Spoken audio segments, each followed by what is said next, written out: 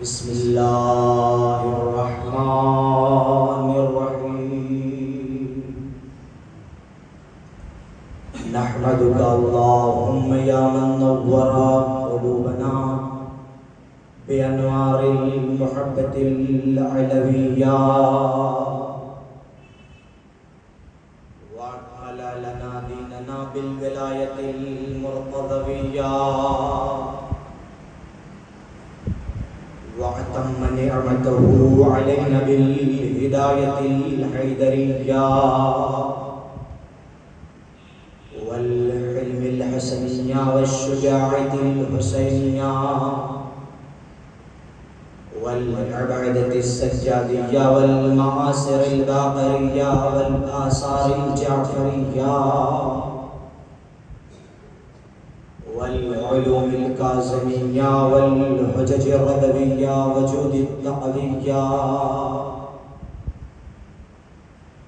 والنقاوة النقوية والهيبة العسكرية والغيبة الإلهية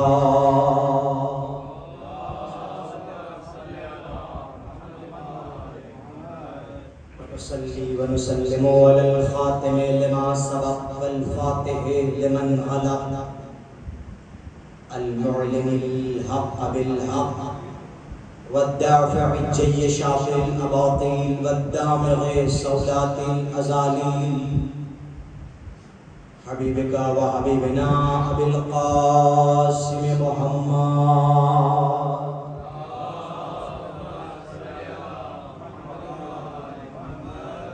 صلى الله عليه وعلى أهل بيته الطيبين الطاهرين الأئمة الهداة المعصومين أهل الذكر وأولي الأمر وأمناء رب العالمين ولا سيما النور على النور في تخياع الديجور والإمام المنصور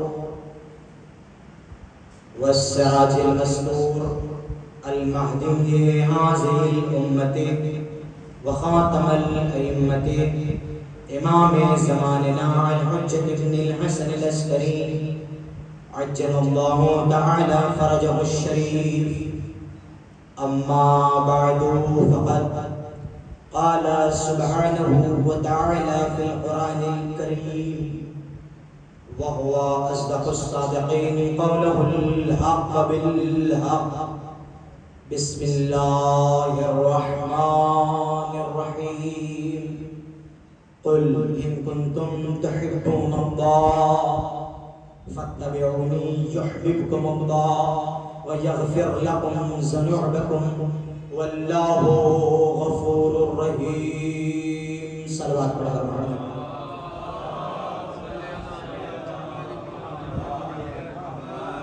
عزیزان ایمان وماتمداران سید الشہداء و بزرگواران عزیز مسلسل آپ حضرات ایک دکھیاری ماں کو اس کے بیٹے کا پرسہ دیتے ہوئے چلے آ رہے ہیں اور ہر اعتبار سے یہی کوشش ہے کہ کسی طریقے سے ہم شہزادی عالمیان کو راضی کر سکیں. ہماری دعا ہے پروردگار سے کہ پروردگار ہمارے اس پرسے کو قبول فرمائے. بہت ہی مشہور و معروف آیہ مبارکہ ہے جس میں خالق کائنات بذریعہ پیغمبر انسانیت کو بشریت کو متوجہ کر رہا ہے اور آواز دے رہا ہے کہ پیغمبر ان سے کہہ دو اگر یہ چاہتے ہیں کہ اللہ ان سے محبت کرے، اگر یہ اللہ سے محبت کرتے ہیں تو میرے نبی کی اتباع کریں جس کے بدلے میں پروردگار ان سے محبت کرے گا. اور جب خدا محبت کرنے لگے گا تو انسانوں کی گناہوں کو بخش دے گا. واللہ غفور الرحیم، پروردگار غفور بھی ہے رحیم بھی ہے۔ عزیزان ایمان، آپ آیت پر غور کریں تو سب سے پہلا لفظ جو پروردگار نے استعمال کیا ہے وہ لفظ قل کا استعمال کیا ہے۔ بڑی توجہ چاہتا ہوں، پروردگار نے لفظ قل کو رکھا ہے، پیغمبر ان سے کہہ دو اگر یہ مجھ سے محبت کرتے ہیں، قل ان کنتم تحبون اللہ فاتبعونی یحببکم اللہ وَيَغْفِرْ لَكُمْ ذُنُوبَكُمْ وَاللَّهُ غَفُورٌ رَحِيمٌ، پروردگار غفور بھی ہے رحیم بھی ہے۔ عزیزان ایمان، اطاعت کہتے کسے ہیں؟ اطاعت کس چیز کا نام ہے؟ اطاعت کیا ہے؟ کیا چیز ہے کہ ہم اسے کریں کہ پروردگار ہم سے محبت کرے اور ہم خدا تک پہنچ جائیں، اس کے رسول تک پہنچ جائیں، اس کے اہل بیت تک پہنچ جائیں۔ بڑا اہم مسئلہ ہے اطاعت کا۔ اگر انسان خدا تک پہنچنا چاہتا ہے، اگر انسان ربوبیت کو حاصل کرنا چاہتا ہے تو اپنی پوری زندگی کو مطابق پیغمبر ڈھال دے۔ اچھا، اب سوال یہ ہے کہ آیا اطاعت صرف اور صرف پیغمبر کے زمانے سے مخصوص ہے یا پیغمبر کے بعد بھی ہم کسی کی اطاعت کریں؟ تو نہیں میرے عزیزو، اطاعت صرف اور صرف پیغمبر کے زمانے سے مخصوص نہیں ہے بلکہ ہر زمانے سے مخصوص ہے۔ جب بھی انسان کی فکر بیدار ہو جائے، شعور بیدار ہو جائے، اللہ اور اس کے رسول کی اطاعت کر لے، خدا کو پہچان لے، اس کے لیے ضروری ہے کہ پیغمبر کی اطاعت کرے، علی کی اطاعت کرے، حسن کی اطاعت کرے، حسین کی اطاعت کرے۔ شرط یہ ہے انسان کی فکر بیدار ہو جائے، شعور بیدار ہو جائے، تب انسان خدا کی معرفت حاصل کر لے، کچھ کہا نہیں جا سکتا۔ ایسے ایسے بگڑے ہوئے قسم خدا کی سدھر گئے ہیں کہ انسان سوچنے پر مجبور ہے، انسان سوچنے پر قاصر ہے۔ اے صاحب، ایسا سدھار آ گیا، ایسا بدلاؤ آ گیا، ایسی تبدیلی آ گئی، ایسا بدل گیا، ایسا انسان بدل جا چکا ہے، بدل چکا ہے، خدا کی معرفت حاصل کر چکا ہے کہ انسان سوچنے پر قاصر اور مجبور ہے۔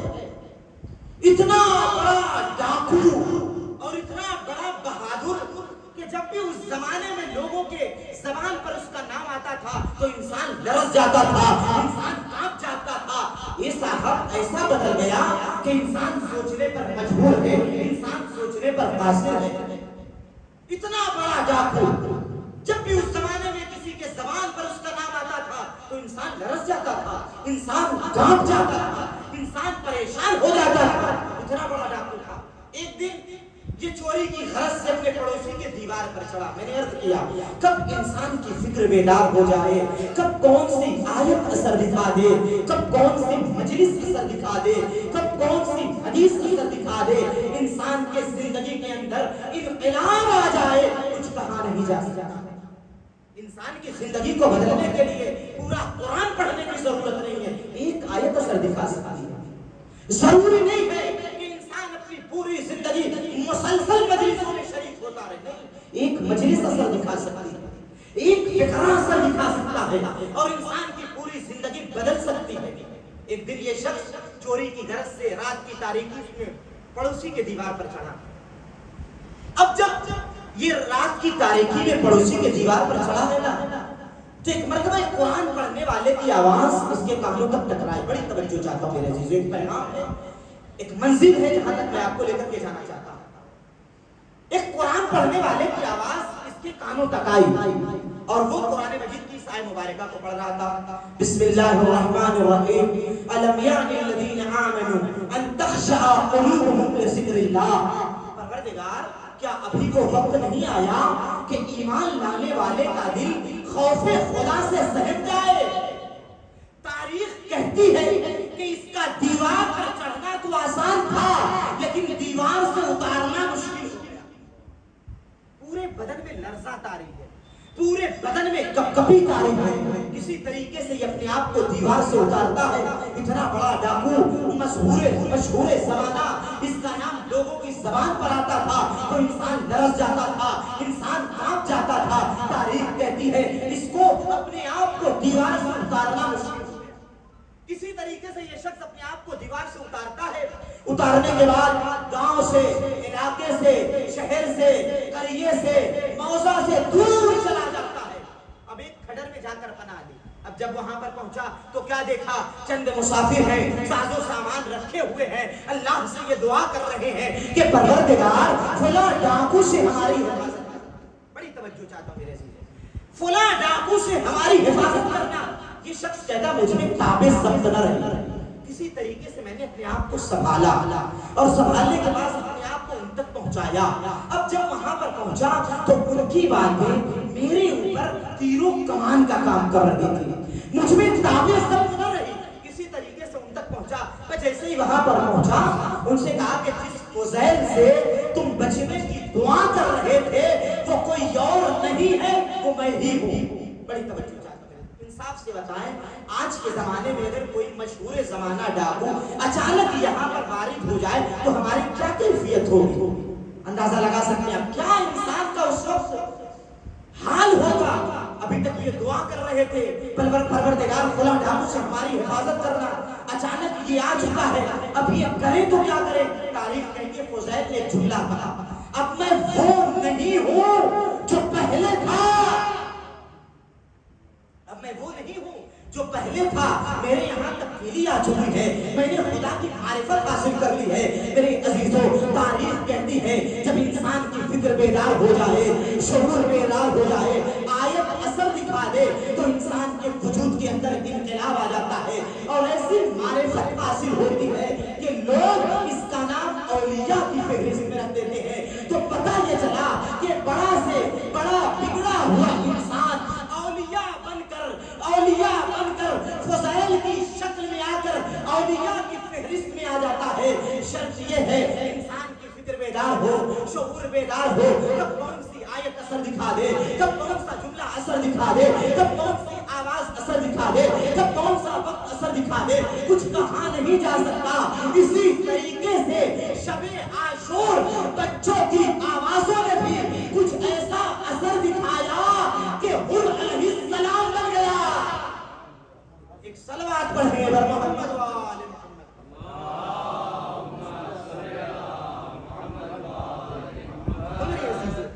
अताअत किसी खास जमाने से मखसूस है, कभी भी इंसान की फिक्र बेदार हो सकती है, खुदा और उसके रसूल की अताअत कर सकता है। जब परवरदिगार पूरे कुरान में आप उठा करके देखें कि जहां जहां पर परवरदिगार ने लफ्ज़े कुल को रखा है, कुदरत ने वहां पर हुक्म किसी आम इंसान पर नहीं लगाया, बल्कि उस जात पर लगाया है कि जो अफजले कायनात है, जिसके पेशानी के नूर से पूरा आलम मुनव्वर हुआ और जिसके खद्दो खार ने इस वसी और अरीब कायनात का नक्शोनुमा कुछ इस अंदाज से तैयार करके भेजा कि जब परवरदिगार अपने हबीब को सजा कर सवार कर इंसानियत के हवाले कर रहा है तो कुछ इस अंदाज से कर रहा है कि जो काबिल हैरत भी है और मानवीयत से पुर भी है। और याद रहे मेरे अजीजों, इरादे खुदा के साथ साथ जलालत रब्बानी भी कुछ इस अंदाज से पोशीदा है कि इंसानियत को, बशरियत को अल्लाह और उसके रसूल के सामने सरजमू होना है।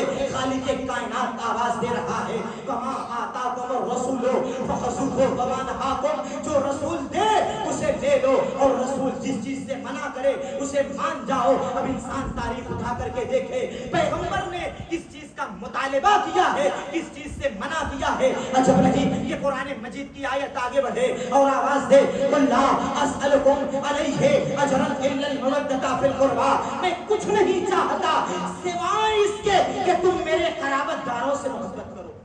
पैगंबर की 63 साल की जिंदगी उठा करके देखें, पैगंबर ने बड़ी ज़हमतें उठाई, खुसूसन 23 साल की उम्र में पैगंबर ने बड़ी ज़हमतें उठाई, बड़ी मुशक्कतें उठाई, बड़ी परेशानियां उठाई। पैगंबर कांटों पर चले, पैगंबर ने उलूहियत के पैगाम को पहुंचाया, पैगंबर ने नमाज के पैगाम को पहुंचाया, पैगंबर ने हज के पैगाम को पहुंचाया, पैगंबर ने ज़कात के पैगाम को पहुंचाया, पैगंबर ने खुम्स के पैगाम को पहुंचाया। जब सारे पैगामात को पैगंबर पहुंचा चुके तो कुछ लोग पैगंबर के पास आए اور آنے کے بعد کہتے ہیں یا رسول اللہ آپ نے بڑی زحمتیں اٹھائی، بڑی مشقتیں اٹھائی، بڑی پریشانیاں اٹھائی، لہٰذا ہم ان زحمتوں، ان مشقتوں، ان پریشانیوں کے بدلے آپ کو کچھ اجر دینا چاہتے ہیں۔ یہ لوگ سمجھ رہے تھے پیغمبر زمین کا مطالبہ کریں گے، پیغمبر سرخ آنکھ والے اونٹ کا مطالبہ کریں گے، پیغمبر کھجور کا مطالبہ کریں گے، پیغمبر دولت کا مطالبہ کریں گے، پیغمبر باغ کا مطالبہ کریں گے، مولائیوں کا مجمع ہے، دل چاہتا ہے جملہ کہہ کر آگے بڑھ جاؤں، پیغمبر زر کا مطالبہ کریں گے۔ ان بے وقوفوں کو اتنا نہیں پتا تھا کہ وہ زر لے کر کیا کرے گا جس کا غلام ابو ذر جیسا ہو، زمین کو لے کر کیا کرے گا جس کے صدقے میں پروردگار نے کل جہان کی تخلیق فرمائی۔ کنت کنزا مخفیا فخلفتک یا محمد، میں چھپا ہوا خزانہ تھا، چاہا کہ پہچانا جاؤں تو میں نے محمد کی ذات کو خلق کیا۔ بڑی توجہ چاہتا ہوں میرے عزیزوں، میں چھپا ہوا خزانہ تھا، چاہا کہ پہچانا جاؤں تو میں نے محمد کی ذات کو خلق کیا۔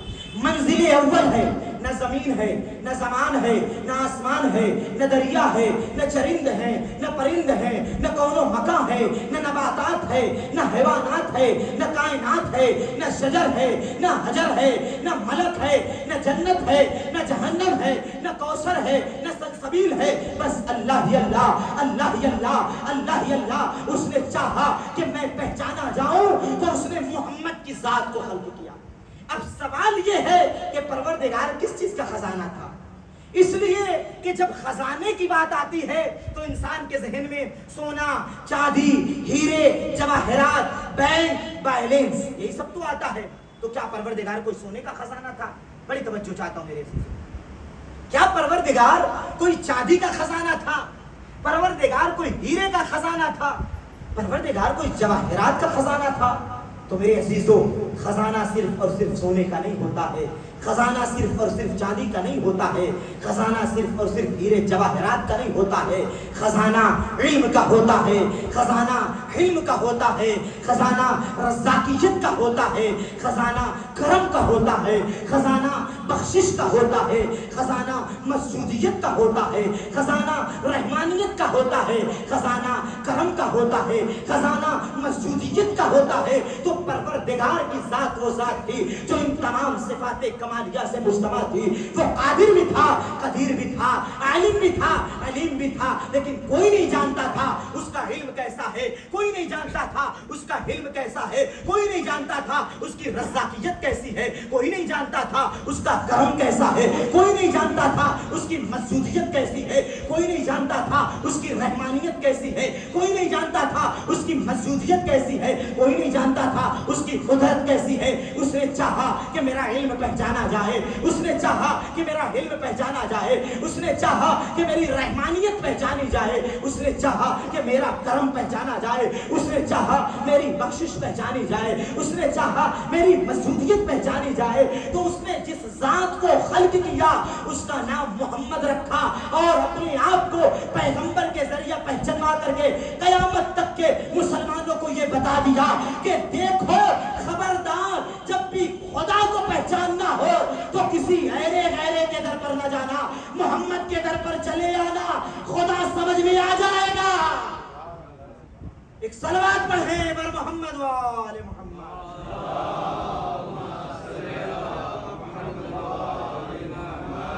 جب بھی خدا کو پہچاننا ہو تو خبردار کسی اور کے در پر نہ جانا، محمد کے در پر چلے آنا، خدا خود بخود سمجھ میں آ جائے گا۔ جس نے تاریخ گواہ ہے میرے عزیزو، جس نے خدا کو محمد کے در سے پہچانا، کوئی ابو ذر بنا، کوئی سلمان بنا، کوئی مقداد بنا۔ آج انسان اپنے اعمال کو کیوں انجام دیتا ہے؟ جنت کے لیے، نماز جنت کے لیے، جنت مل جائے، روزہ رکھتا ہے جنت مل جائے۔ میرے عزیزو، سارے اعمال کو انسان انجام دیتا ہے کیوں؟ تاکہ جنت مل جائے۔ سلمان و ابو ذر و مقداد نے اپنی زندگی کو کس طریقے سے سوارا کہ یہ جنت کے مشتاق نہیں رہے، جنت ان کی مشتاق ہو گئی۔ پیغمبر فرما رہے ہیں تشتاق الجنہ الی الثلاثہ، جنت تین لوگوں کی محتاج ہے، سلمان، ابو ذر، مقداد۔ یعنی سلمان و ابو ذر و مقداد نے اپنی زندگی کو اس طریقے سے سنوارا، اس طریقے سے بنایا، اس طریقے سے ڈھالا کہ جنت کے مشتاق یہ نہیں رہے، جنت ان کی مشتاق ہو گئی۔ جب تک یہ جنت میں نہیں جائیں گے اس وقت تک جنت پیاسی ہے۔ کس طریقے سے انہوں نے اپنے کردار کو مطابق پیغمبر ڈھالا، اطاعت پیغمبر میں کس طریقے سے قدم بقدم انہوں نے اپنی زندگی کو مطابق پیغمبر گزارا، مطابق علی گزارا، پھر جا کر کے جنت ان کی مشتاق ہوئی۔ تو لہٰذا ضروری ہے میرے عزیزوں، اگر خدا کو پہچاننا ہو تو خبردار انسان کسی اور کے در پر نہ جائے، محمد کے در پر چلا آئے، خدا خود بخود سمجھ میں آ جائے۔ یہ وہ محمد ہے کہ جس نے بڑی صحبتیں اٹھائی، بڑی مشقتیں اٹھائی، پورا قرآن محمد کا قصیدہ پڑھ رہا ہے۔ لوگوں نے سوال کیا پروردگار کون سی آیت ہے جو محمد کا قصیدہ پڑھ رہی ہے؟ امام حسین کی عظمت کا ملاحظہ فرمایا آپ نے، کون سی آیت ہے جو محمد کا قصیدہ پڑھ رہی ہے؟ عجب نہیں کہ پروردگار نے آواز دی، جب میں نے پیغمبر کو مکے کی گلیوں میں زحمتیں، مشقتیں، پریشانیاں اٹھاتے ہوئے دیکھا تو فرمایا طٰہٰ ما انزلنا الیک القرآن لتشقیٰ، پیغمبر میں نے قرآن کو اس لیے نازل نہیں کیا کہ تم زحمتیں اٹھاؤ، تم مشقتیں اٹھاؤ، تم پریشانیاں اٹھاؤ، تم کانٹوں پر چلو، تم پر کوڑے پھینکے جائیں۔ جب میں نے پیغمبر کو بزم اسفل میں دیکھا تو فرمایا یاسین والقرآن الحکیم انک لمن المرسلین، اس حکمت والے قرآن کی قسم اے میرے حبیب تم صراط المستقیم پر ہو۔ جب میں نے پیغمبر کو شمرے سے پھینکتے ہوئے دیکھا تو فرمایا وما رمیت اذ رمیت ولکن اللہ رمی، اے پیغمبر یہ سنگریزے تم نے نہیں پھینکے، یہ سنگریزے میں نے پھینکے۔ جب میں نے پیغمبر کے لبوں کی جنبشوں کو دیکھا تو فرمایا وما ینطق عن الہوی ان هو الا وحی یوحی، میرا نبی اس وقت تک کلام ہی نہیں کرتا جب تک کہ وحی پروردگار نازل نہ ہو جائے۔ جب میں نے پیغمبر کے لبوں کو دیکھا تعریف کی، پیغمبر کے چہرے کو دیکھا فرمایا والشمس وضحاها والقمر اذا تلاها والنهار اذا جلاها، جب میں نے پیغمبر کی زلفوں کو دیکھا والضحیٰ واللیل اذا سجا، پیغمبر کو دیکھتا گیا، تعریف کرتا گیا۔ میں نے پیغمبر کے وجود کی تعریف نہیں کی ہے، پیغمبر کے ہاتھ کو دیکھا، تعریف کی، پیغمبر کے چہرے کو دیکھا، تعریف کی، پیغمبر کے سینے کو دیکھا، تعریف کی، پیغمبر کے قدموں کو دیکھا، کعبہ قوسین پر چلا گیا۔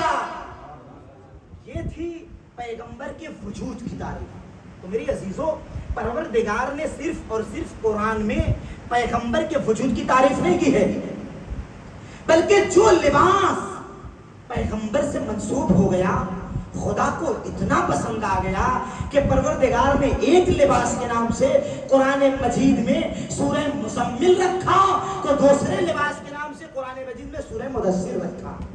تو خدا نے صرف اور صرف وجود کی تعریف نہیں کی ہے، بلکہ جو لباس پیغمبر سے منسوب ہو گیا خدا کو اتنا پسند آیا کہ ایک لباس کے نام سے قرآن مجید میں سورہ مزمل رکھا تو دوسرے لباس کے نام سے قرآن مجید میں سورہ مدثر رکھا۔ تو اب مجھے یہاں جملہ کہنے کا حق ہے کہ جو لباس پیغمبر سے منسوب ہو جائے اس کی اتنی عظمت ہو جاتی ہے تو پھر اس حسین کا کیا مرتبہ ہوگا جس نے پیغمبر کی زبان چوسی، اس حسین کا کیا مقام ہوگا جس کی ناز برداری پیغمبر کر رہے ہیں، اس حسین کا کیا مقام ہوگا جس کے لیے پیغمبر ناکا بن رہے ہو، اس حسین کا کیا مقام ہوگا جس کے لیے پیغمبر نے سجدے کو تول دیا، اس حسین کا کیا مقام ہوگا جس کے لیے پیغمبر نے سجدے کو توڑ دیا، جس کے لیے پیغمبر نے خطبے کو توڑ دیا۔ تو جو لباس پیغمبر سے منسوب ہو جائے اس کی اتنی عظمت ہو جاتی ہے۔ اب اس حسین کا اندازہ لگائیں، اس حسین کے مقام کو دیکھیں، اس حسین کے مرتبے کو دیکھیں جس کے لیے کبھی پیغمبر نے خطبے کو توڑا تو کبھی سجدے کو تول دیا اور تول کر کے بتا دیا کہ دیکھو حسین اس نام کا ذات، حسین اس ذات کا نام ہے کہ جس کے لیے انبیاء کا سردار اپنے سجدے کو تول دیتا ہے۔ ایک صلوات پڑھیں بر محمد و آل محمد۔ گزارش ہے کہ اور قریب آ جائیں تاکہ جو بعد میں آ رہے ہیں ان کے لیے کوئی مشکل نہ، صلوات پڑھتے ہوئے اور قریب آ جائیں۔ اللہم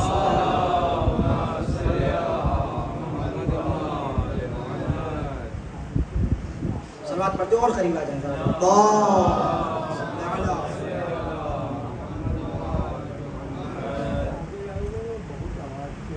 تو بہت ہی اہم مسئلہ ہے میرے ساتھ. انسان اگر امام کو پہچان لے تو پھر ہر قدم مطابق پیغمبر گزارے گا, پوری زندگی کو مطابق پیغمبر اور مطابق امام گزارے گا. شرط یہ ہے انسان امام کو پہچانے. بڑا اہم مسئلہ. اگر خدا تک انسان پہنچنا چاہتا ہے, اطاعت کہتے ہی ہیں, اپنی پوری زندگی کو منو ان مطابق پیغمبر ڈھال دے. انسان قدم اٹھائے تو پیغمبر کی مرضی سے, ہاتھ اٹھائے پیغمبر کی مرضی سے, یعنی پوری زندگی مطابق پیغمبر ڈھال. اطاعت کا مطلب یہ ہے کہ اگر پیغمبر کسی سے محبت کر رہے ہوں تو ہم ان سے محبت کریں. اطاعت کا مطلب یہ ہے کہ اگر پیغمبر کسی کو اپنے دوش پر بٹھا رہے ہیں تو انسان اسے اپنے دل میں بٹھائے. اطاعت کا مطلب یہ ہے کہ اگر پیغمبر کسی کو اپنے بزم سے اٹھا دے تو اس کا نام زبان پہ لگائے. یہی تو اطاعت ہے. پوری زندگی مطابق پیغمبر ڈھال دے. آئیے ایک جھلک دکھاتا ہوں آپ کو اطاعت کی. اطاعت کہتے کسے؟ بیت المقدس کی جانب پورا مجمع جماعت کی شکل اختیار کیے ہوئے ہے. پیغمبر نماز پڑھا رہے ہیں. بچوں کے لیے یہ بات بھی واضح کر دوں, بزرگان مجھ سے بہتر جانتے ہیں. بیت المقدس یعنی مسلمانوں کا پہلا قبلہ. خانہ کعبہ مسلمانوں کا دوسرا قبلہ. خانہ کعبہ سے پہلے جو مسلمانوں کا قبلہ تھا, ہمارا قبلہ تھا, وہ بیت المقدس تھا. پیغمبر بیت المقدس کی جانب نماز پڑھا رہے ہیں. پورا مجمع جماعت کی شکل اختیار کیے ہوئے. دیکھیے اطاعت کہتے کسے؟ پورا مجمع جماعت کی شکل اختیار کیے ہوئے ہے. پروردگار نے جبرائیل سے کہا, جبرائیل جاؤ, اور جانے کے بعد میرے پیغمبر کے رخ لازوال کو قبلہ اول سے قبلہ ثانی کی طرف موڑ دو. جبرائیل آئے. آنے کے بعد پیغمبر کے رخ لازوال کو قبلہ اول سے قبلہ ثانی کی طرف موڑ دو. ابھی تک جو یہ پورا مجمع جماعت کی شکل اختیار کیے ہوئے تھا, تاریخ گواہ ہے, کوئی نہیں مڑا سوائے ایک ذات. کوئی نہیں مڑا سوائے ایک ذات. برجستہ تاریخ گردانوں نے صحابیت سے سوال کر لیا کہ تم کیوں نہیں مڑے؟ تو معاذ اللہ سب نے بیک زبان ہو کر کہا کہ ہمیں یہ شک ہو رہا تھا کہ کہیں نماز پیغمبر بھول تو نہیں گئے. وہ اس ذات کی طرف مخاطب ہوئے جس نے اپنے آپ کو مطابق پیغمبر ڈھال دیا تھا, جس نے اپنے آپ کو اطاعت پیغمبر میں موڑ دیا تھا. ایک مرتبہ صاحب نہج البلاغہ کی زبان کھلی, میرا مولا کہتا ہے کہ میں پیغمبر کی اطاعت میں نماز پڑھ رہا تھا. میں پیغمبر کی اطاعت میں نماز پڑھ رہا تھا. تو جہاں انسان کا ایمان لرزہ برندہ ہو جائے اسے صحابیت کہتے ہیں, اور جہاں انسان کا ایمان کامیاب ہو جائے اسے علی کہتے ہیں. مطابق پیغمبر علی نے اپنے آپ کو ڈھال دیا تھا. اطاعت پیغمبر میں علی نے اپنے آپ کو موڑ دیا. تو ہر مقام پر میری عزیزوں امامت کو پہچنوایا گیا, نبوت کو پہچنوایا گیا, تاکہ انسان بہترین طریقے سے خدا کی اطاعت کر سکے, پیغمبر کی اطاعت کر سکے, علی کی اطاعت کر سکے. ہر مقام پر پہچنوایا گیا. خود خدا نے اپنے آپ کو پیغمبر کے ذریعے پہچنوایا, پھر اس کے بعد پروردگار نے پیغمبر کو پہچنوایا تاکہ لوگ گمراہی سے بچ جائیں, تاکہ لوگ ضلالت سے بچ جائیں, تاکہ لوگ کفر کی موت اختیار نہ کر سکیں. ہر مقام پر پہچنوایا گیا, ہر مقام پر بتایا گیا.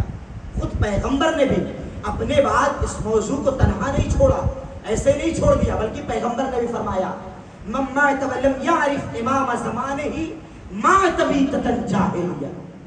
جو شخص اپنے زمانے کے امام کو پہچانے والا ہے اس کی موت جہالت کی موت ہے, اس کی موت ضلالت کی موت ہے, اس کی موت کفر کی موت ہے.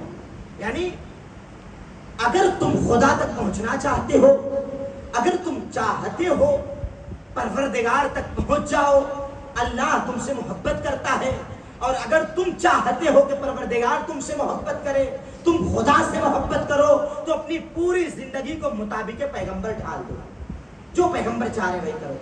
پیغمبر کے بعد کام عارف امام زمانے ہی ماتم پہچانے، جو شخص اپنے زمانے کے امام کو پہچانے بغیر مر جائے اس کی موت جہالت کی موت، اس کی موت کفر کی موت۔ عزیزان ایمان، آپ تعریف اٹھا کر کے دیکھیں تو پروردگار نے، پیغمبر نے امامت کو پہچاننے کے لیے یا امامت کو پہچانوانے کے لیے علم کا لفظ استعمال نہیں ہوا ہے، معرفت کا لفظ استعمال ہوا ہے۔ جو شخص اپنے زمانے کے امام کو پہچانے بغیر اس کی موت جہالت کی موت ہے، اس کی موت کفر کی موت۔ بڑا اہم مسئلہ امامت کا، انسان امامت کو پہچانے۔ اس طریقے کی بہت ساری احادیث وارد ہوئی ہیں، جن میں سے ایک حدیث یہ ہے کہ اگر کوئی اپنے زمانے کے امام کو پہچانے بغیر مر جائے تو اس کی موت ضلالت کی موت ہے، اس کی موت کفر کی موت ہے، اس کی موت جہالت کی موت ہے۔ اب ہمارے لیے ضروری ہے کہ انسان اپنے زمانے کے امام کو پہچان جائے، اس لیے کہ جب اپنے زمانے کے امام کو پہچانے گا تو پوری زندگی کو مطابق امام گزارے گا، پوری زندگی کو قدم اٹھائے گا تو امام کی مرضی سے، ہاتھ کو بڑھائے گا تو امام کی مرضی سے، نگاہوں کو اٹھائے گا تو امام کی مرضی سے۔ بڑا اہم مسئلہ ہے امامت کا۔ پروردگار نے جناب ابراہیم کو بھی میں نام بنایا، انی جاعلک للناس اماما، امامت کی منزلت کو آپ پہچانیں۔ لیکن پروردگار نے پہلے جناب ابراہیم کو عبد بنایا، پھر نبی بنایا، پھر رسول بنایا، پھر خلیل بنایا، پھر جا کر کے امامت کے منصب کو برفائز کیا۔ تو پتہ یہ چلا کہ امامت کا منصب ابدیت کے منصب سے بلند ہے، امامت کا منصب نبوت کے منصب سے بلند ہے، امامت کا منصب رسالت کے منصب سے بلند ہے، امامت کا منصب خلت کے منصب سے بلند ہے۔ جب سارے امتحان میں جناب ابراہیم کامیاب ہو گئے، پھر جا کر کے پروردگار نے کہا انی جاعلک للناس اماما، ابراہیم میں نے تجھے لوگوں کا امام بنایا۔ لیکن آج اگر کسی سے سوال کیا جائے امام کس نے ہے تو ہر انسان یہی کہتا ہوا نظر آئے گا کہ امام 12 ہے۔ ظاہر سی بات ہے امام 12 ہے، لیکن قرآن تو کچھ اور کہہ رہا ہے۔ جناب ابراہیم کے لیے بھی کہہ رہا ہے قرآن انی جاعلک للناس اماما، ابراہیم میں نے تجھے لوگوں کا امام بنایا۔ لیکن آج اگر بچوں سے سوال کیا جائے امام کتنے ہیں تو ہر انسان یہی کہتا ہوا نظر آتا ہے کہ امام 12 ہے۔ تو پتہ یہ چلا کہ جناب ابراہیم کی امامت اور ہے، علی کی امامت اور ہے۔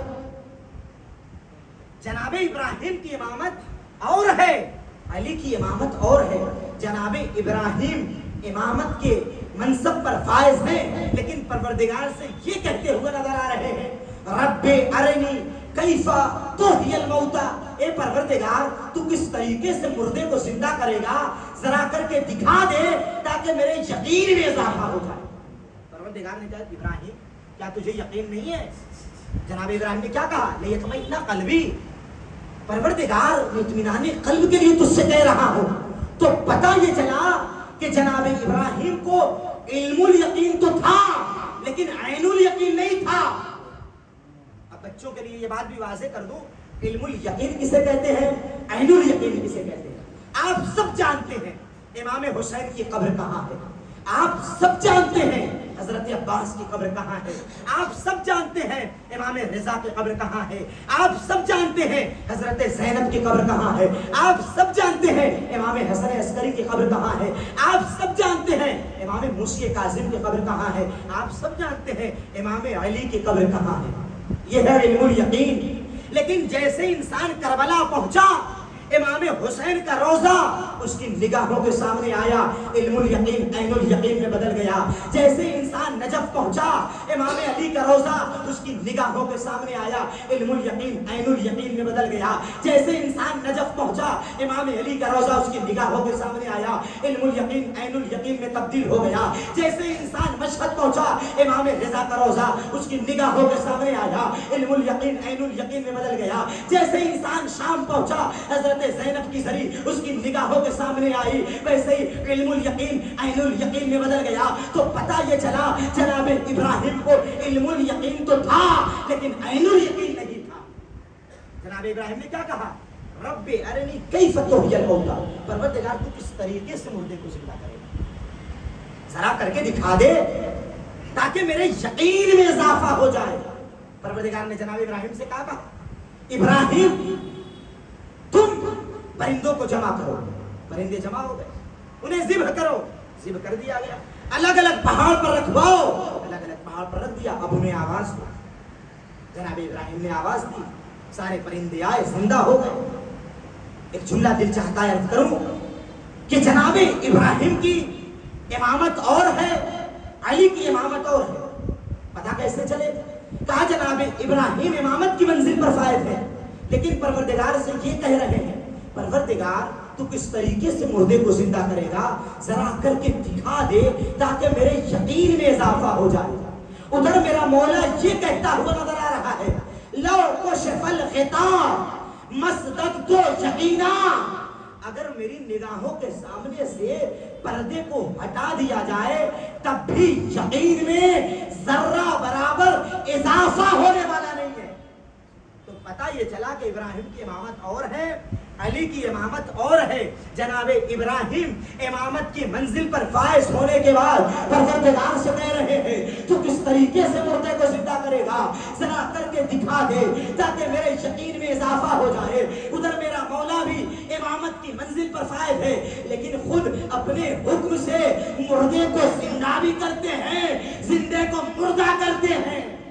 ایک صلوات پڑھے بر محمد و آل محمد۔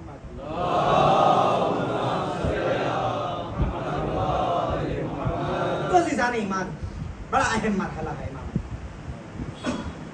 ضروری ہے کہ انسان اپنے زمانے کے امام کو پہچانے۔ کبھی بھی انسان کی فکر بیدار ہو سکتی ہے، کبھی بھی انسان کا شعور بیدار ہو چکا سکتا ہے، کبھی بھی خدا کی معرفت حاصل کر سکتا ہے۔ ایک آیت انسان کی زندگی بدل سکتی ہے،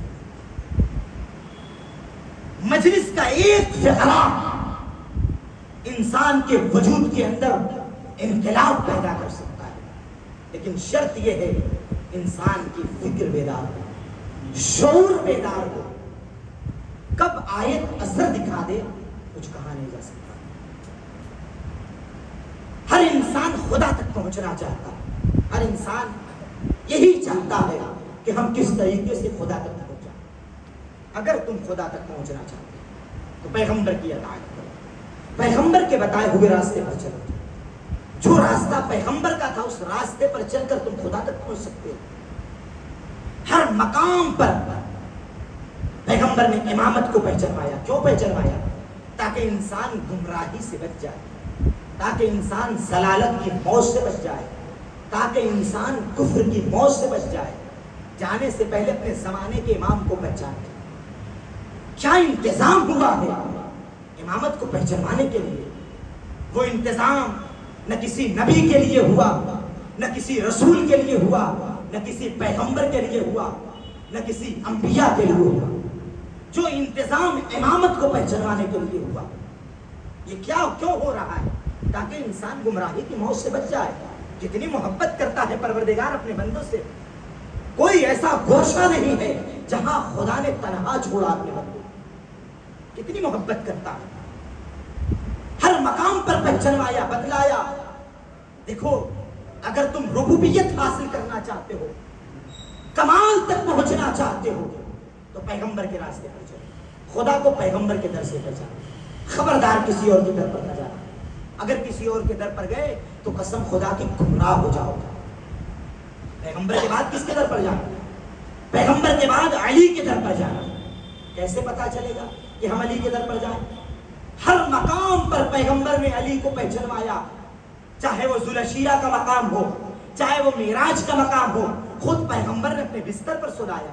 جب پیغمبر ہجرت کے لیے جا رہے تھے تو اس وقت پیغمبر کے پاس دو کام تھا، اپنی امانتوں کو کسی کے حوالے کرنا، بستر پر کسی کو سلانا، یا رسول اللہ اصحاب پر نظر ڈالیے، کسی کو بستر پر سلا دیجئے، کسی کے حوالے امانت کر دیجئے۔ عجب نہیں کہ پیغمبر کہیں اس سے تلوار کے سائے میں سونے کی بات کی جائے جو پہاڑ کی چوٹی پر نہ رکے، اس سے امانت داری کی بات کی جائے جو اونٹ کا کرایہ لے لے۔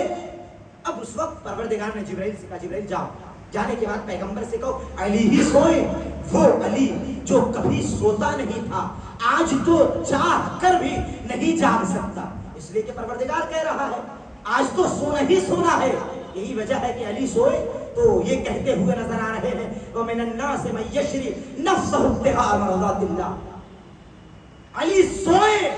اب جب علی سوئے تو پروردگار نے جبرائیل امین کو اس امین کے پاس نہیں بھیجا جو یہاں سے جا چکا تھا، بلکہ اس امین کے پاس بھیجا جو بستر پر سو رہا تھا۔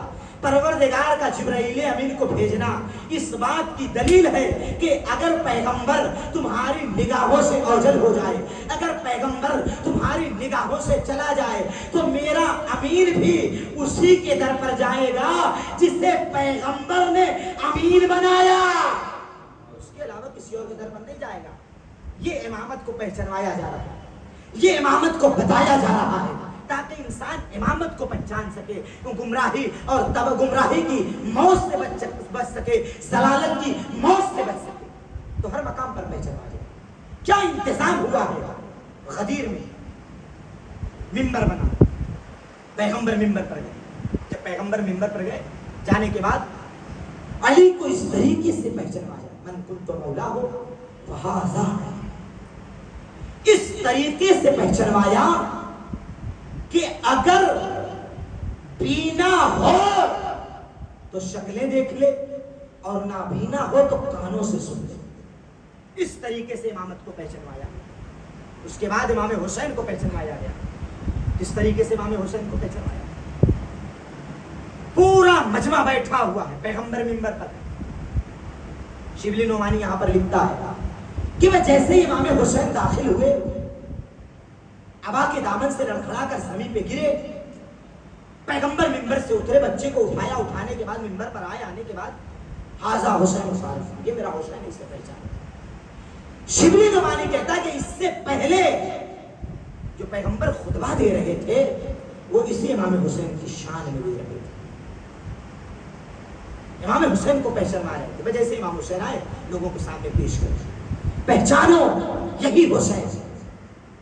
ہر مقام پر امامت کو پہچانوایا گیا۔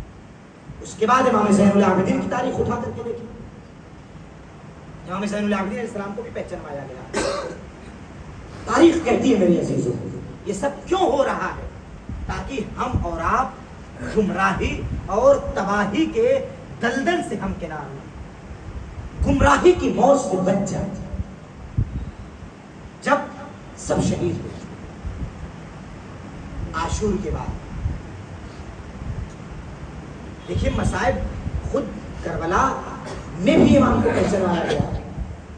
امام کی اطاعت واجب ہے، اطاعت کرتے کس سے ہیں؟ خود کربلا میں دیکھیں شب عاشور سارے امام کے اصحاب امام کے مطیع و فرما بردار، بڑا اچھا آپ ہے۔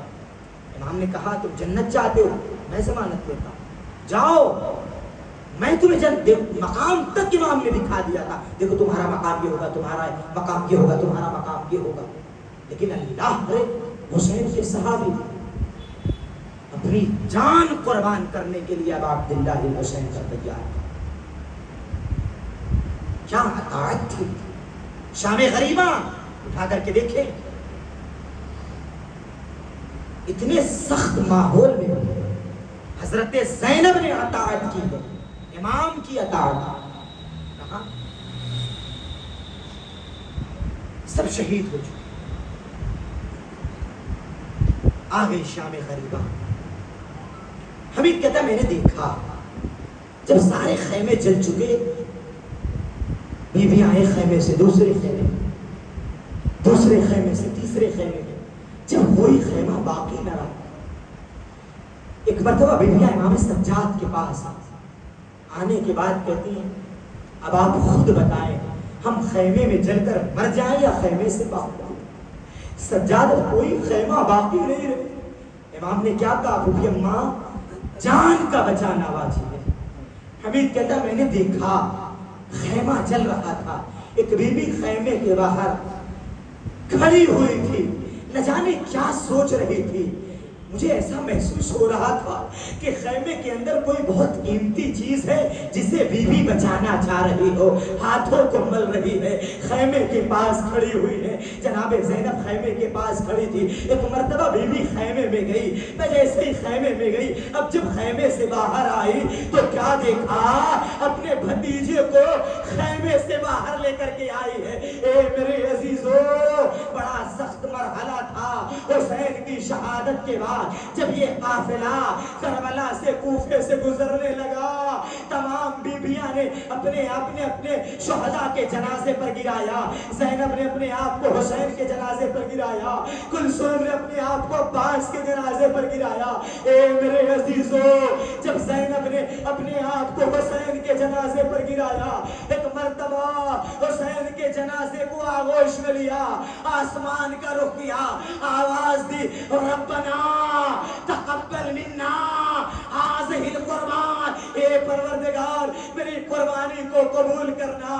اے میرے عزیزو, اب یہ قافلہ بڑھا, یہ قافلہ کربلا سے کوفہ, کوفے سے شام, شام کی بازاروں میں جب پہنچا ہے نا, جب امام کا چاہنے والا منہال مدینے آیا, میں ایک مرتبہ منہال گھر آئے, امام سجاد کے بارے میں سوال کیا. لوگوں نے کہا امام باغ میں گئے ہوئے ہیں. جب منہال باغ میں پہنچا تو کیا دیکھا؟ امام ابا کو بچھائے ہوئے گریا کر رہے ہیں. میں ایک مرتبہ منہال نے امام سے سوال کر لیا, اے مولا کب تک گریا کریں گے, کب تک روئیں گے؟ ایک مرتبہ میرا مولا کہتا ہے, اے منہال تم نے غضب کر دیا. ارے یعقوب کا ایک بیٹا ان کی نگاہوں سے اوجھل ہو گیا تھا. یعقوب اتنا روئے, آنکھوں کی بینائی چلی گئی. اے منہال, ایک دن میں میرے 18 یوسف میری نگاہوں کے سامنے شہید ہوئے. اے منہال, میں کیسے گریہ نہ کروں؟ ایک مرتبہ منہال کہتے, مولا شہادت تو آپ کی وراثت ہے نا, شہادت تو آپ کی میراث ہے نا. مولا کہتے ہیں, اے منہال میں مانتا ہوں شہادت ہماری میراث ہے, لیکن اے منہال کیا دربار میں بازار میں ہماری پھوپھیوں کا جانا یہ بھی ہماری میراث ہے. اے منہال, جب ہم بازار کوفہ سے گزر رہے تھے, لوگ اپنے اپنے چھتوں سے کوئی گرم پانی پھینکتا تھا, کوئی انگارہ پھینکتا تھا, کوئی جلتی ہوئی لکڑیاں پھینکتا تھا. ارے جس کے پاس کچھ نہ تھا وہ خاک کو اٹھاتا تھا, ہمارے اوپر پھینکتا تھا. اے منہال, ایک انگارہ میرے امامے میں آ کر گرا, میرا امامہ جلنے لگا. اے منہال, جب میرا سر جلنے لگا تو مجھے محسوس ہوا, اے منہال میں کس طریقے سے اپنے امامے سے انگارے کو ہٹاتا. میرے ہاتھوں میں ہتکڑی, پاؤں میں بیڑی, گلے میں خاردار, تو اے منہال میں کس طریقے سے انگارے کو ہٹاتا. اے میرے عزیزو, 40 سال تک مسلسل میرا امام گریا کرتا رہا. ذبیحوں کو دیکھتے تھے, بابا کو ذبح کرنا یاد آ جاتا تھا. پانی کو دیکھتے تھے, بابا کی پیاس یاد آ جاتی تھی. سارے قصاب اپنی اپنی دکانوں پر کپڑا ڈال دیا کرتے تھے. امام سجاد آنے والے ہیں. ایک دن ایک قصاب اپنی دکان پر پردہ ڈالنا بھول گیا. ذبیحے پر امام کی نظر پہنچی. میں ایک مرتبہ امام نے سوال کر لیا, کیا تم نے اس کو ذبح کرنے سے پہلے پانی پلایا تھا یا نہیں پلایا تھا؟ اس کو ذبح کرنے سے پہلے خنجر کو تیز کیا تھا یا نہیں کیا تھا؟ اس کو ذبح کرنے سے پہلے ارے جانور کو اس کی نگاہوں کے سامنے سے ہٹایا تھا کہ نہیں ہٹایا تھا؟ ایک مرتبہ قصاب کہتا ہے اے امام سجاد، ہم نے پیغمبر سے سنا ہے جب بھی تم کسی جانور کو ذبح کرو تو اسے پہلے پانی پلاؤ۔ ہم نے پیغمبر سے سنا ہے جب بھی تم جانور کو ذبح کرو تو اسے خنجر تیز کر لیا کرو، جب بھی تم جانور کو ذبح کرو تو اس سے پہلے اس بات کا خیال رکھا کرو کہ اس کی نگاہوں کے سامنے کوئی جانور نہ ہو۔ ایک مرتبہ میرا امام کربلا کی طرف رخ کرتا ہے، آواز دیتا ہے آئے غربت بابا، وہ کیسے مسلمان تھے ارے جنہوں نے 70 قدم کے فاصلے سے میری پھوپھی دیکھ رہی تھی، بابا کے سر و تن میں جدائی ہو رہی تھی۔ واہ غربتا، واہ حسینہ، واہ مظلوم۔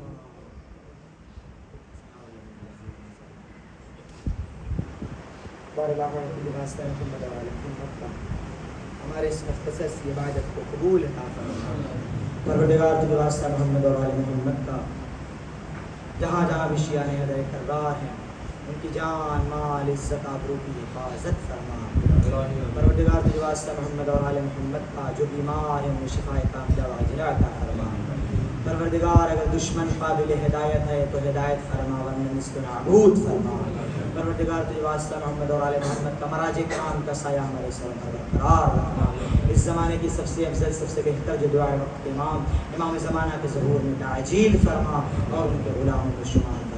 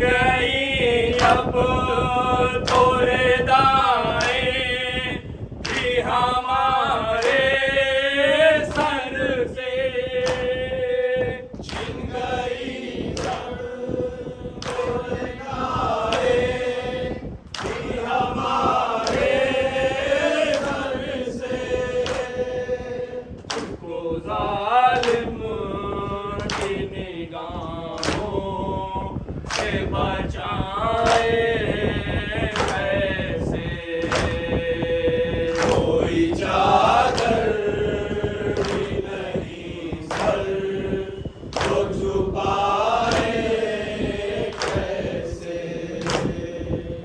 हाथ भी पुष्प से बांधे है नईनों ने मेरे, हाथ भी पुष्प से बांधे है नईनों ने मेरे, अपने सीने से सकीना को लगाए कैसे, कोई चादर भी नहीं सर को छुपाए कैसे, जुल्म परवर को सितम ढाने से फुर्सत ही नहीं, जुल्म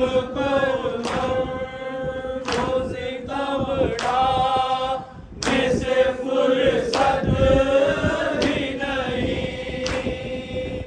अपनी मजलूम की भला उनको बताए कैसे, कोई चादर भी नहीं सर को छुपाए कैसे, मर ना जाए कहीं घुट घुट के ये सदमों से हराम, मर ना जाए कहीं घुट घुट के ये सदमों से हराम, के तूफान को सीने में छुपाए कैसे, कोई चादर भी नहीं सर को छुपाए कैसे, जब मेरा लफ्ज़ों के दामन में सिमटता ही नहीं, जब मेरा लफ्ज़ों के दामन में सिमटता ही नहीं, अपना जो हाल है वो तुम बताए कैसे, कोई चादर भी नहीं सर को छुपाए कैसे, शिद्दते गम से झुलसता है कलेजा अपना, शिद्दते गम से झुलसता है कलेजा अपना, आग सीने में भड़कती है बुझाए कैसे, कोई चादर भी नहीं सर को छुपाए कैसे, सर खुले किस तरह जाए सर दरबार